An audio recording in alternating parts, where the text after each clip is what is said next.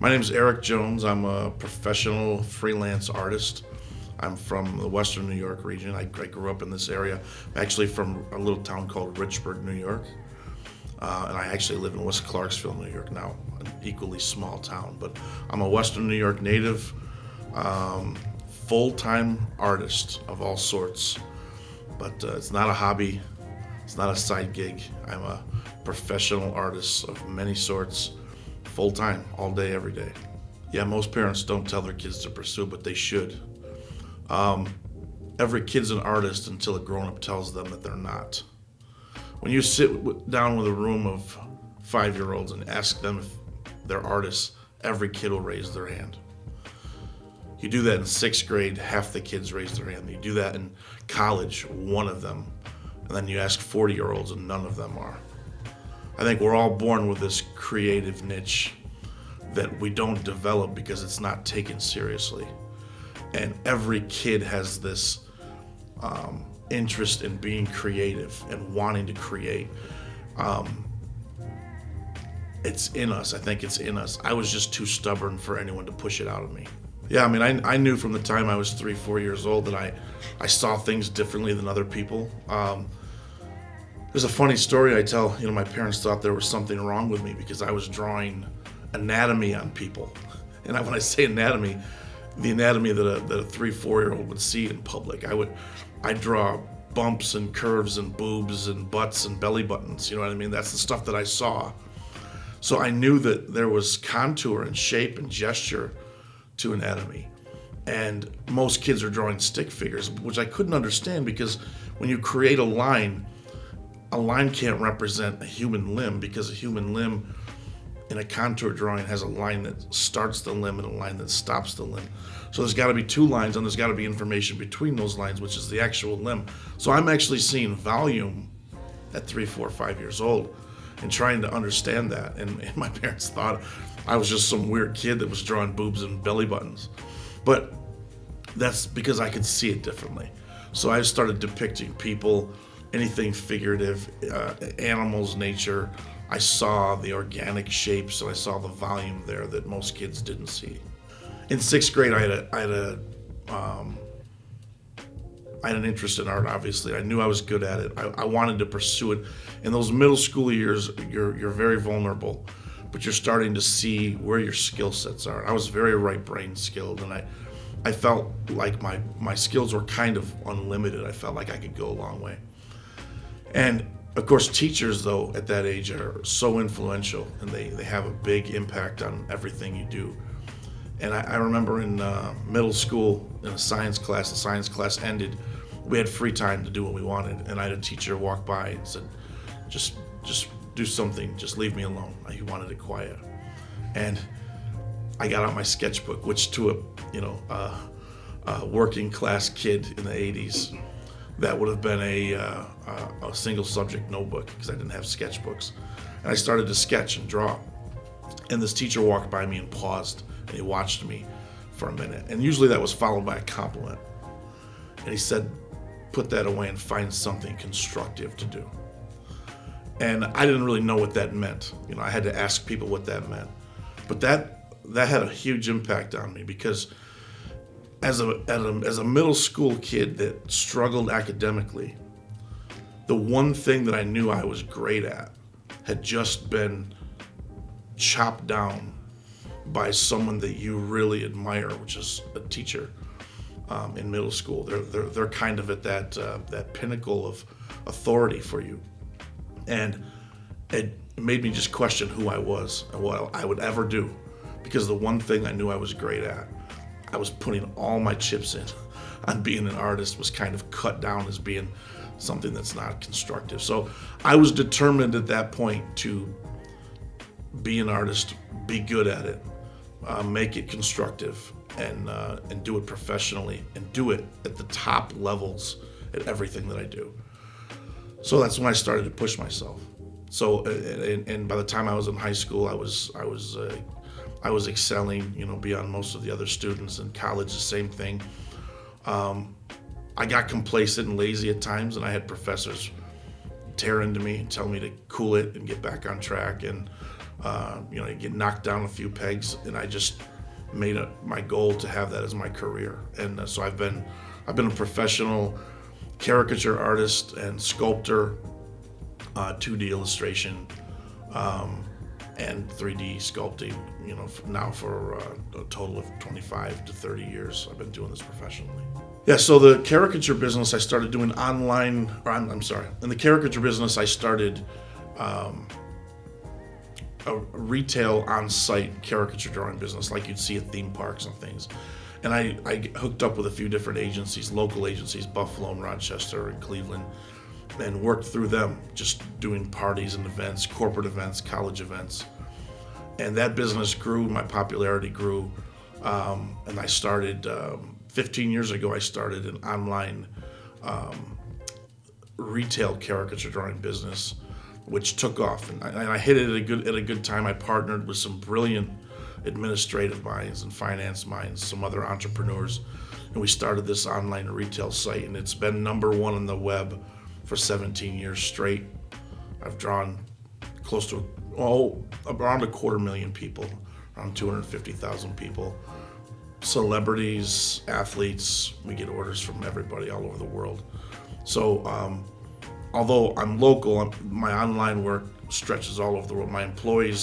I have employees in Indonesia and Russia. Most of them are U.S., but and my daughter is now my customer service manager, so I'm keeping as much of the family involved in it as well. So it's a combination of understanding the market, hitting the retail market at the right time. We saw a gap.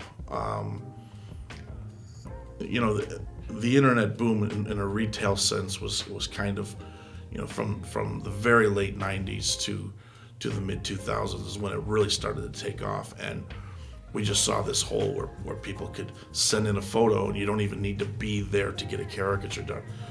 And with accessibility to photos with cameras and things now being so easy, it would be easy for someone to just send in a photo of someone and order a caricature of them doing anything you want as a gift and give it to them. So we hit the market at a good time. Started framing, engraving, giving all the extras with it. We've got some competitors now, some big competitors, mostly international, but they're there, but we're still doing all right. We've got a good name. We've got, tens of thousands of reviews, and we've done some big names which help. And we got some big corporate clients that come back constantly to keep us fresh. So it's still going well. I have a team of artists that I work with. At one point, I was doing 100% of every caricature, and I was only delegating the digital coloring process and all of the administrative process. Now, that's probably about half. My sculpting business has gotten so popular with the television appearances that now I'm starting to delegate more of the caricature work. So, which is fine with me because my passion is sculpting, carving. It's just usually not as lucrative. So, but that's my passion. So if I can still be involved and obviously run the business and delegate some of that drawing, that's where I'd like to be. And be doing more sculpting. And I'd like to stay local. I mean, I have a lot of inquiries in Buffalo, which is about as far as I really want to go. I was asked to go to Istanbul, Turkey, and do some giant snow sculptures for some European car companies all winter long. And I'm trying to avoid that. I mean, the money's good, but I really want to stay in Western New York and have an impact here. It's just this is my home, and I'm not really interested in growing out of this area. I'm interested in taking organic stuff that we have laying around, like snow and sand and pumpkins, and that's something Western New York has a lot of, and create art with it and use it philanthropically to raise money for charities and things like that. It really feels amazing to be able to bring other artists on board and have them be part of this and have them watch them grow and develop, and it's a really difficult career path being a full-time artist. I know some brilliant artists, a lot of artists that are far more talented than I, who have quote-unquote real jobs. But they do their art on the side, and they use it to make money, and they travel, and they're well-known. A lot of the guys I've done television shows with, they have normal jobs, and I say that, tongue-in-cheek. But I'm really determined that I want my art to be an expression of myself, but I also want it to be my career. I want it to be lucrative enough that I can sustain a lifestyle, and I want it to be able to employ people. I also want it to be able to draw people in and encourage people to give and help people in need. I've noticed that with my sculptures, when you're carving anything that's ephemeral, anything that's organic, that's temporary, that's going to melt or wash away or rot, there's an urgency in the public to see it, where there's not as much with other type of artwork. So, if I'm doing a chainsaw carving or a stone carving, people aren't in a hurry to see it because they can see it anytime. But if I'm making something out of snow, people will drive 100 miles to come and see it because they know in a couple of days it's going to be gone. And they wanted to have their picture taken next to it. And we're in this selfie generation where we're obsessed with capturing ourselves next to something that's temporary and real. And I don't think that's a bad thing. I think it's kind of cool, actually. But in that urgency, it's easy to attach philanthropy to it because there's such an urgency to see it. It's easy to raise money that way, where you couldn't with something that was permanent. So I try to use that for good and try to use that urgency to help local commerce, which it's done that. That's been one huge byproduct I didn't even expect, was helping local commerce and raising money for different charities. My family has a lot of artists in it. My grandmother was artistic. Both of my grandmothers were very artistic. My uncle is an amazing artist, and he's probably been one of my biggest influences. He's very, very humble, and he steps back and he lets other people go forward. But he's got an incredible amount of talent and knowledge, and he taught me a lot. And he also he's also encouraged me, on the canvas and off the canvas, right? So it's not just in my artwork, but in my life. So having people around you like that encourage you and push you and pull the reins on you are important. That's important to have. I've had professors that, when I was in college, I had this one instance. I was getting kind of lazy. My artwork was good. I knew it was good. I knew it was good enough to pass. And I would sometimes not finish portions of it. And I would kind of take that, that cocky Rembrandt approach where the corners of his paintings weren't finished because it was freaking Rembrandt, right? And I would do that because, hey, I'm Eric Jones. And I had a professor one time say to me, "You're not as good as you think you are." And that hit me, and she was right on. I wasn't, and I'm still not.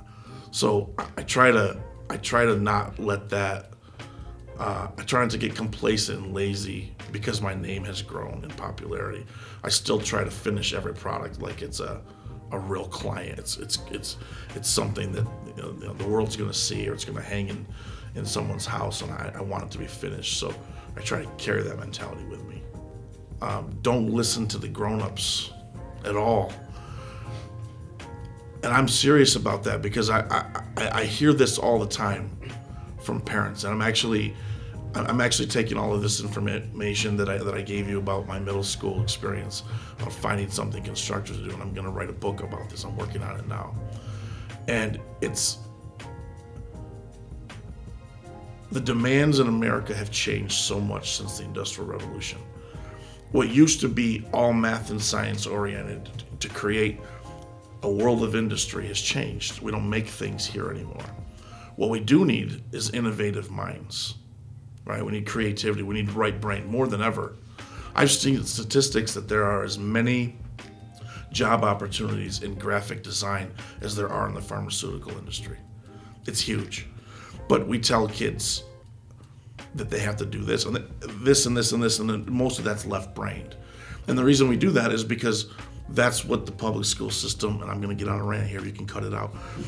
The public school system is set up to point kids in a direction that America's not going anymore.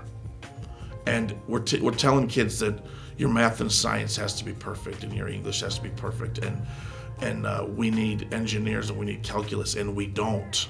We need innovation. We need outside thinkers. Why do you think Disney World is going around hiring high school kids? They don't want them tainted by what the college is telling kids to do. because most of what they're teaching kids to do is not what's relevant in the world. So you need kids to be creative. When a parent says, "Oh, that's a cute drawing, honey. Nice job. Now let's focus on your pre-med stuff here, right? So you can get a real job, and then when you're 57, you can go to one of Eric Jones's Bob Ross paint and sip classes, and you can have fun painting." Okay, and I'm serious about that because there's a generation there where they don't take art seriously as a career path. And I've hired dozens and dozens and dozens of artists. Most of them I've had to let go because they're lazy and complacent. But a lot of that is because the art world was never taken seriously. It's not taken seriously in public school. It's not taken seriously in college, most colleges, unless it's an art school. And it's not taken seriously in our society. It's kind of like if you like to play the banjo and it's a musical side gig, right? Well, yeah, you can play a couple of whiskey bars a night. But what if your talent is at a level where you can make a career at that? Do we even explore that with kids anymore? Does anybody ever measure how good their work is? I've seen artwork from kids that blew me away, better than me. I met a kid in high school that dropped out because he kept failing. He failed math over and over and over. He failed science over and over and over. One of the best artists I've ever seen. Better than me. Blew me out of the water. I couldn't hold a candle to this kid. But he couldn't do math and science, and he wouldn't do math and science. He was stubborn. He was a stoner. All the cliches. But he wouldn't do what they told him to do, so he dropped out. Right? Oh, his SAT scores were terrible. His ACT scores were terrible. One of the most brilliant artists I've ever met in my life. And I don't know where this kid is now, but it's a shame that somebody couldn't have seen him at those vulnerable years and said, there's talent. Now let's turn him to the right and get that right brain working and see how we can use that to better society. Instead of saying, you need to do this, this, and this, and if you don't, you're a failure. Because that's what we've done. I'm going to take that one more direction. Both of my siblings, very, very strong academics, right? Very left-brained. National Honor Society. I was not. I was by most standards a total failure in school. I failed the math and science regions. I didn't even try. I wasn't interested. I was interested in why the book bent that way and the perspective of the angles and how it was illustrated on the cover rather than all the crap that was inside of it, right? So my siblings, as a reward for making National Honor Society, my parents bought them a car, a used car. It was an old beat-up car, but I didn't get a car because I didn't make National Honor Society. That was the prerequisite. And I'm doing well today.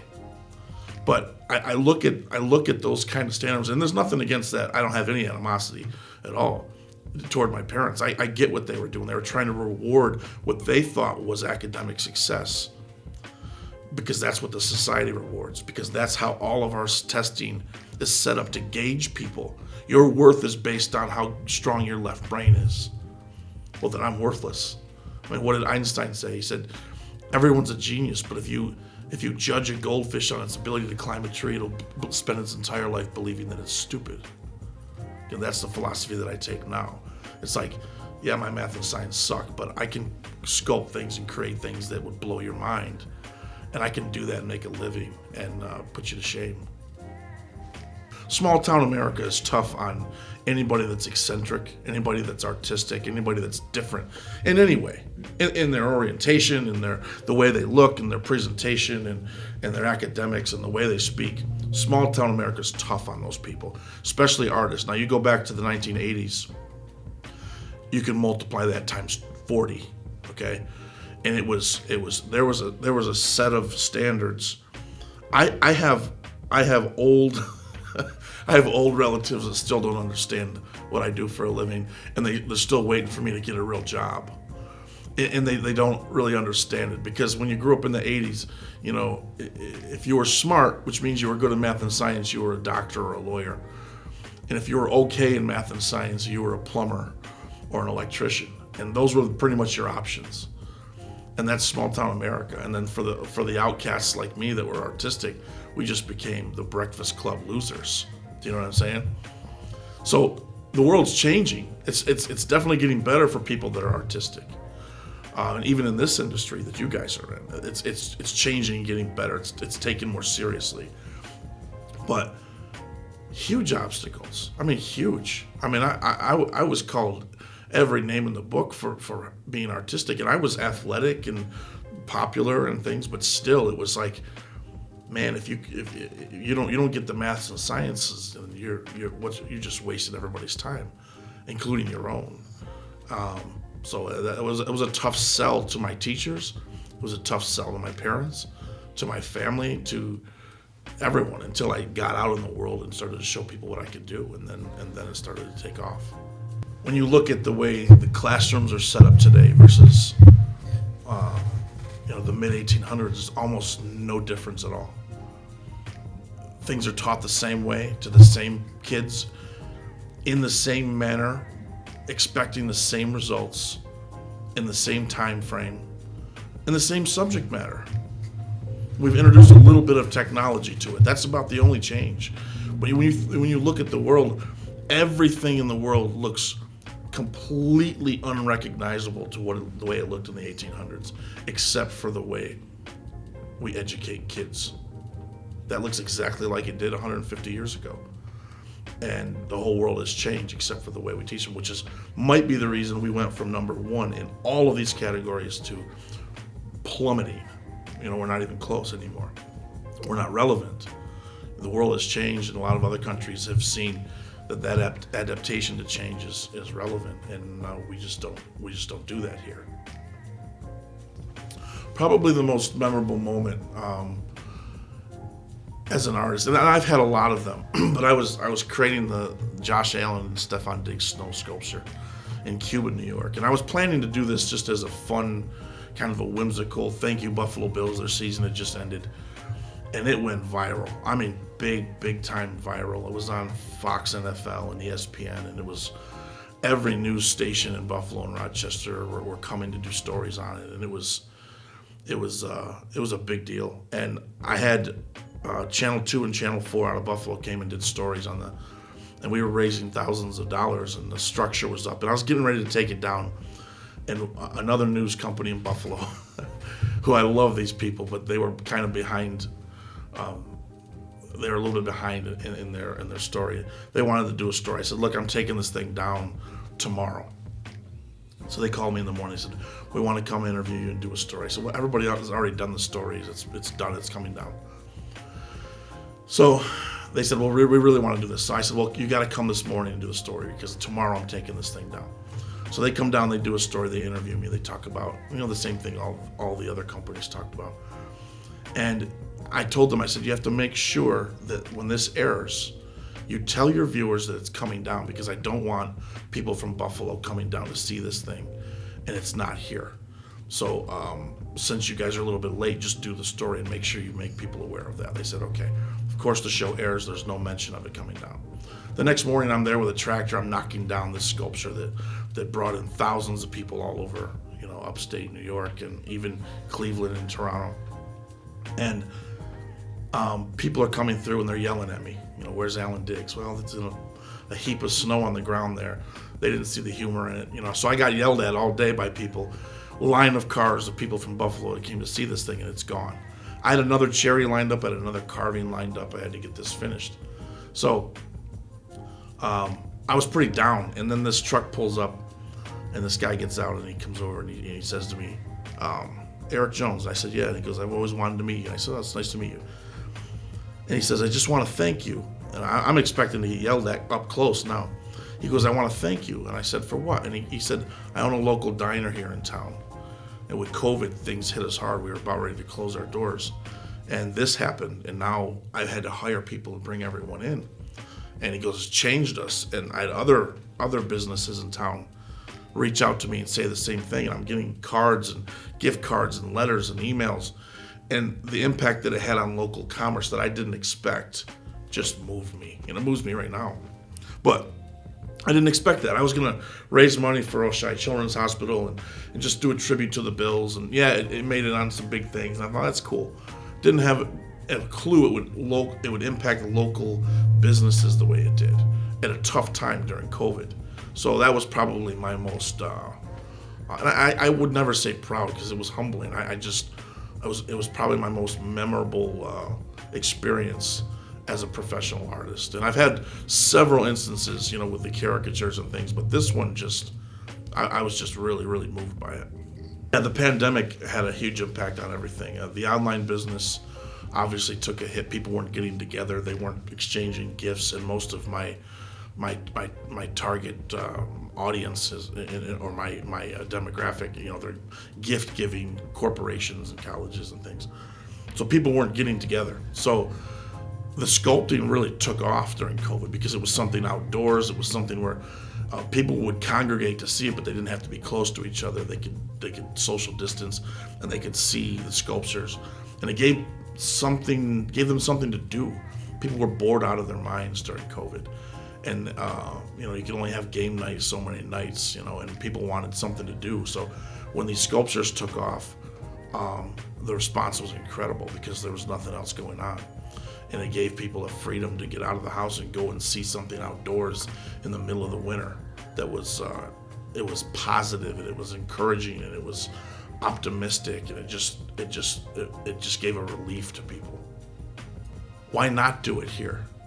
Why does everybody think that when they make it, they have to go somewhere bigger and somewhere better? If that's even a thing, is it bigger and better? If I took this to LA, what am I going to be, a small fish in a big pond out there? And my goal isn't to be a big fish in a small pond. My goal is to have an impact on my community because these are my people. These are the people I grew up with. Why would I want to take my skills to a bigger platform? Wow, so I have an opportunity to make a little more money, get a little bit more exposure.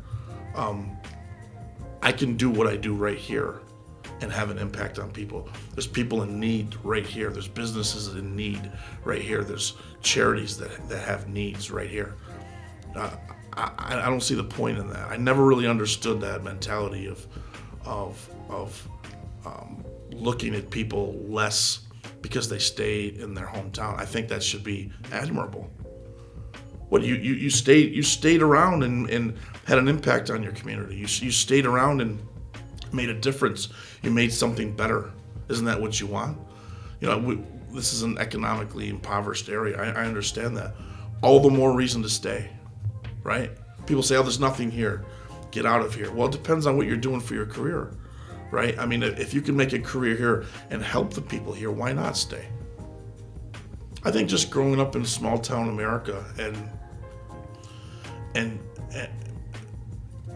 achieving what I've achieved at some higher levels with the art community and doing some TV shows and things. There's not very many people in the world that get that opportunity. And I look at my roots, and I'm just this kid from Western New York, that grew up riding my bike and crashing it. And there's nothing special about that, but with some talents that were honed into skills through hard work, you can make a big difference. And I think it's important to remember that why would you want to leave that small town and go to LA or go to New York or go to Las Vegas? Why would? There's more opportunity. I think it says something if you can, if you come from nothing and you can try to develop something and offer it back to the nothing that you started with. This was at a time when my kids were in high school and they were kind of at these vulnerable ages, and I was trying to encourage them to take risks and not worry about failing, and it's okay to fail, and you get back up and you all the cliches. And you think to yourself, okay, am I living that? Because they ask little kids, what do you want to do when you grow up? I'm 47. I still don't know what I want to do when I grow up. My goals and career paths change all the time. I might start a new medium this year. I might start making cakes. I don't know. I'm changing that all the time. So if you're going to teach your kids to think that way, you have to live that way.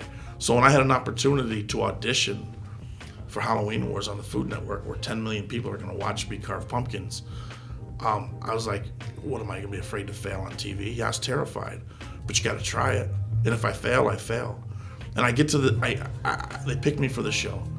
And I sold myself pretty well because I compared my likeness to Jonathan Bennett, which is not at all true because he's this incredibly handsome guy. You know, it was like Danny DeVito and Arnold Schwarzenegger, right? Twins.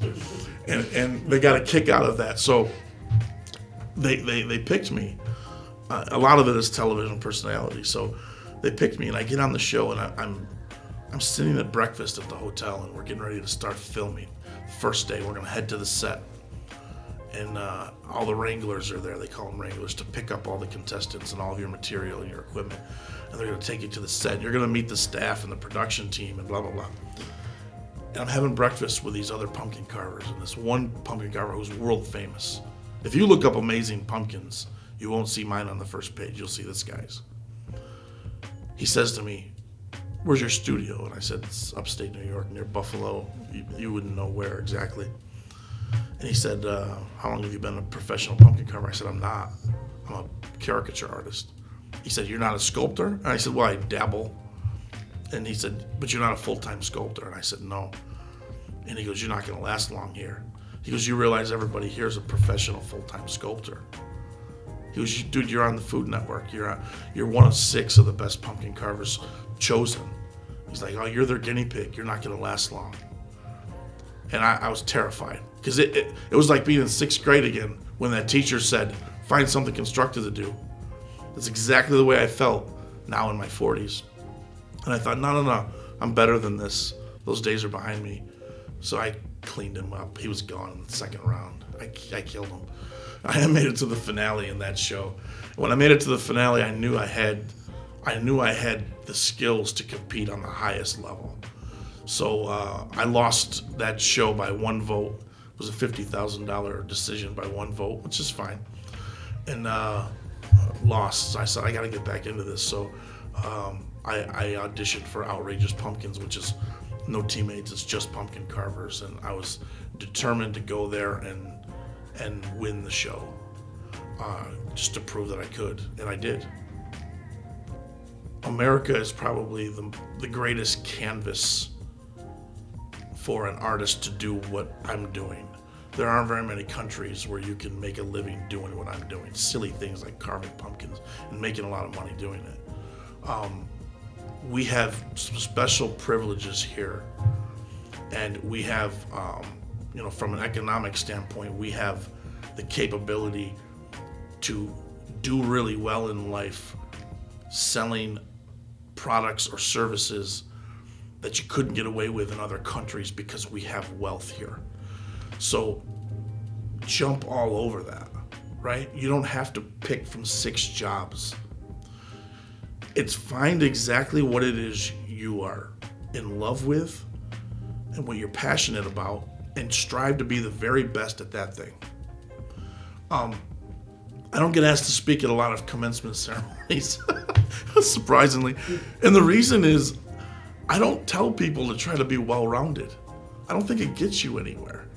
It creates mediocrity. It creates this universal sense of gray, everybody being equal. And I tell people, I'm terrible at most things, but I'm incredible at a couple things. And if you can take those things that you're incredible at and focus on them from a career standpoint, you can make it in America pretty easily. You just have to be great at something. And that's just a matter of finding out what it is you're passionate about, what you love to do, and what you're good at. And those usually come together, because the things that we love in life are the things that we harness and nurture, so we become better at that because we recognize we stand out, right? So those are usually tied together. And once you find out what that is, crush yourself and work yourself to death to become the best at that. The best at anything in America, you're going to be successful. It could be anything. You could be the best shoelace tire in America. You will make money at it somewhere. It's just being great at the thing you're passionate about. So this idea of being well-rounded and trying to be a B+ student in every academic class, garbage. Throw it out, right? I'll fail math and science. It's fine. They don't apply to me. There's some math in what I do a little bit, but I'm going to be excellent at 1 or 2 things, and I'm going to try to be the very, very best at one thing, and I'll do fine. And that's kind of the advice I pass on to kids, but it doesn't go public very often. I'd like to be remembered as the guy that took simple, ordinary things and used them to make a catastrophic difference in the community.